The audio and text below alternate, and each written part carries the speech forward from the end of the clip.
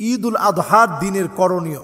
ঈদুল আযহা যেহেতু আমাদের কাছে অত্যন্ত বড় মেহমান, আল্লাহ রাব্বুল আলামিন যে ঈদ আমাদেরকে দিয়ে থাকেন এর মধ্যে অত্যন্ত গুরুত্বপূর্ণ হচ্ছে ঈদুল আযহা। 10ই জিলহজের মোবারক এই ঈদুল আযহা, এটি আমাদের কাছে এতটাই দামি। এই জিলহজের প্রথম 10টা দিন আল্লাহর কাছে অত্যন্ত দামি।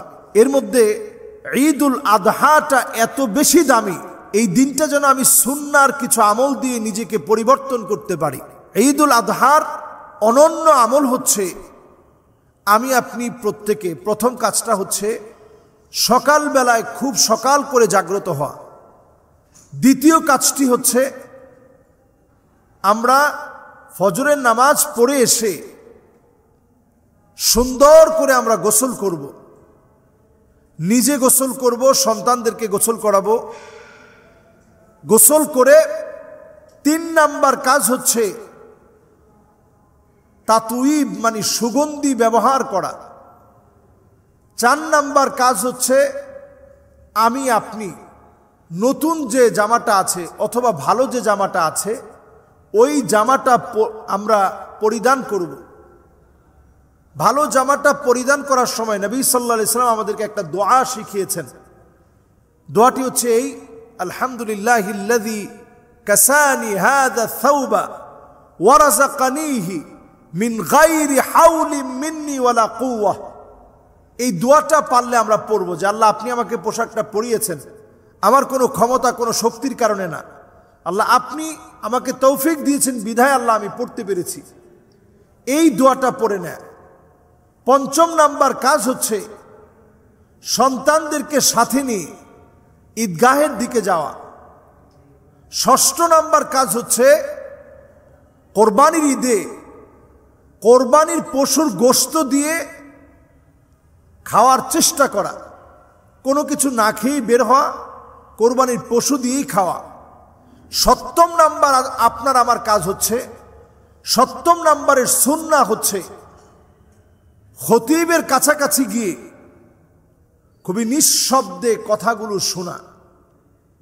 8 নাম্বার কাজ হচ্ছে আমরা যেই পথ দিয়ে যখন যাব পথে যাওয়ার পথে আমরা পড়তে থাকবো আল্লাহু আকবার আল্লাহু আকবার লা ইলাহা ইল্লাল্লাহ আল্লাহু আকবার ওয়ালিল্লাহিল হামদ। এরপর আমার আপনার জন্য 9 নাম্বার কাজ হচ্ছে আমি আপনি যখন খতিবের কাছে গিয়ে কথাগুলো শুনলাম এরপর আমি আপনি যখন কোরবানি করব, এই কোরবানি করার পূর্বে কোরবানির নিয়মগুলো খতিবের আলোচনা থেকে শিখব। 9 নাম্বার কাজ হচ্ছে আমি আপনি নামাজের পরে সুন্দর করে আমি আপনি নামাজের পরে কোলাকুলি করব, তাহনিয়া অভিবাদন বিনিময় করব, মুসাফা করব। একজন আরেকজনের সঙ্গে দেখা হলে বলবো তাকাব্বালাল্লাহু মিন্না ওয়া মিনকুম, তাকাব্বালাল্লাহু মিন্না ওয়া মিনকুম সালিহাল আমাল। এর পরের কাজটি হচ্ছে 10 নম্বরের মৌলিক আমার 10ই জিলহজের বড় কাজ কোরবানির পশু জবাই করা। এই কোরবানির পশু জবাই করার আগে আপনি আমি চুল নখ কাটবো না। জবাই করার সময় আমরা সবাই মিলে একত্রে বলবো বিসমিল্লাহি ওয়াল্লাহু আকবার, বিসমিল্লাহি ওয়াল্লাহু আকবার। কেউ যদি বিসমিল্লাহি আল্লাহু আকবার বলে এতেও কোনো সমস্যা নেই, দুইটাই হাদিসের মধ্যে আসছে। বিসমিল্লাহি ওয়াল্লাহু আকবার বলে পশু জবাই করা হবে, ওই দিনের সবচেয়ে সওয়াবের কাজ। 11 নম্বর কাজ হচ্ছে যেহেতু আইয়ামে তাশরিক 9ই জিলহজ থেকে শুরু হয়েছে, 13ই জিলহজের আগ পর্যন্ত আমি আপনি প্রত্যেক নামাজের পরে আল্লাহু আকবার আল্লাহু আকবার লা ইলাহা ইল্লাল্লাহু আল্লাহু আকবার ওয়ালিল্লাহিল হামদ, আল্লাহু আকবার লা ইলাহা ইল্লাল্লাহু আল্লাহু আকবার ওয়ালিল্লাহিল হামদ। এভাবে করে আইয়ামে তাশরিকের দিনগুলোতে উচ্চ কণ্ঠে আমরা এই তাকবীরগুলো দিব। এরপরে 12 নম্বর কাজ হচ্ছে এই আইয়ামে তাশরিকের দিনগুলো 9 জিলহজ থেকে 13 জিলহজ মোট এই 23 ওয়াক্তে যারা মা বোন আছেন তারাও ঘরের মধ্যে আপনারা এই আমলটা করবেন। মোটামুটি একটা সাউন্ডে আপনারা মেনটেন করে আল্লাহু আকবার আল্লাহু আকবার লা ইলাহা ইল্লাল্লাহ আল্লাহু আকবার ওয়াল্লাহু আকবার ওয়ালিল্লাহিল হামদ। আমি আবার বলছি আল্লাহু আকবার আল্লাহু আকবার লা ইলাহা ইল্লাল্লাহ আল্লাহু আকবার ওয়ালিল্লাহিল হামদ। আমরা বলার চেষ্টা করব ইনশাআল্লাহ।